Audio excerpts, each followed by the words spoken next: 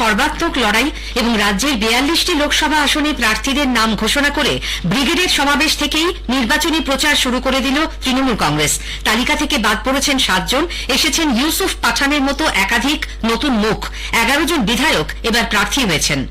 ন্যাজাটের সভায় শাসক দলকে হুঁশিয়ারি দিয়ে বিজেপি বলেছে, তৃণমূলের সব অত্যাচারী দুর্নীতিগ্রস্ত নেতা জেলে না ঢোকা পর্যন্ত তাদের লড়াই চলবে।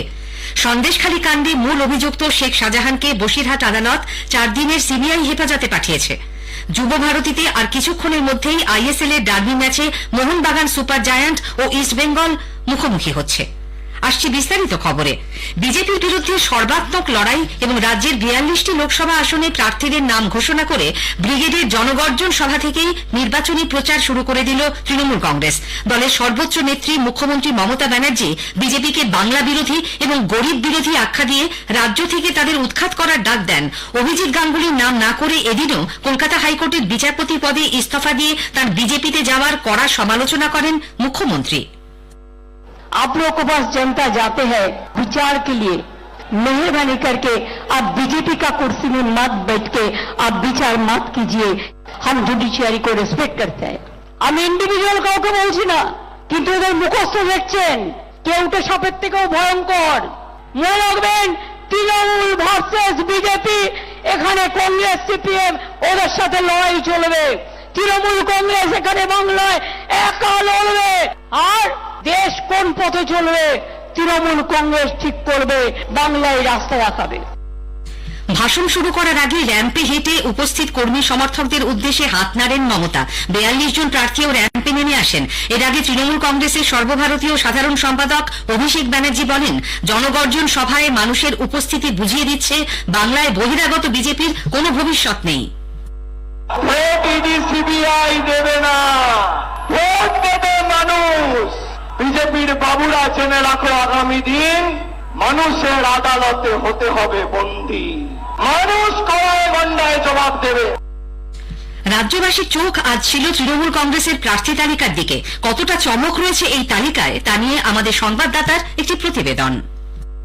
এই প্রথম ব্রিগেডের প্রকাশ্য সমাবেশের মঞ্চ থেকে লোকসভা নির্বাচনের প্রার্থী তালিকা ঘোষণা করল তৃণমূল কংগ্রেস। আবার সেই প্রার্থীদের নিয়ে মাঠের এপাশ থেকে ওপাশ পর্যন্ত বিস্তৃত র্যাম্পে হেঁটে জনতার সঙ্গে পরিচয় করে দিয়েছেন খোদ দলনেত্রী।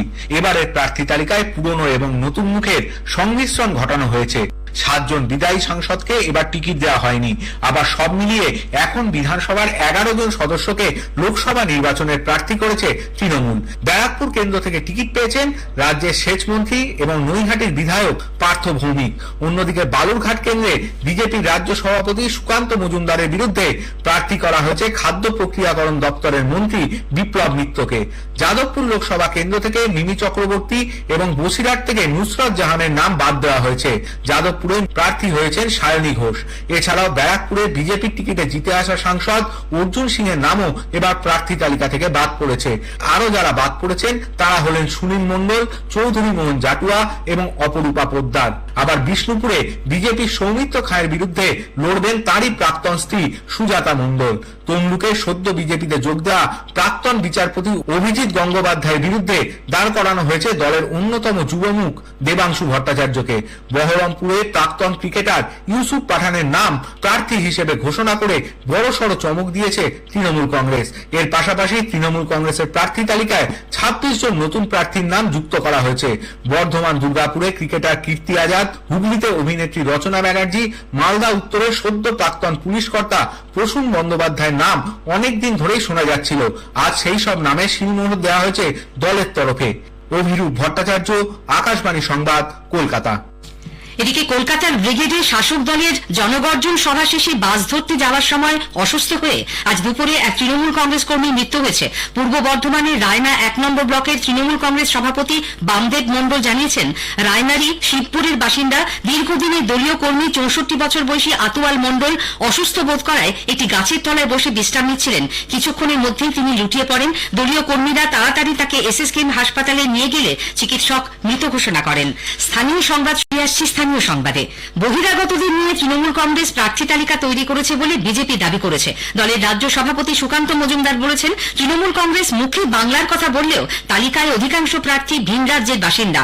এই দল কর্পোরেট সংস্থায় পরিণত হয়েছে, তাই র্যাম্পে হেঁটে ফ্যাশন শো করছে। মামাটি মানুষের সঙ্গে এই দলের কোনো সম্পর্ক নেই বলেও মন্তব্য করেন তিনি।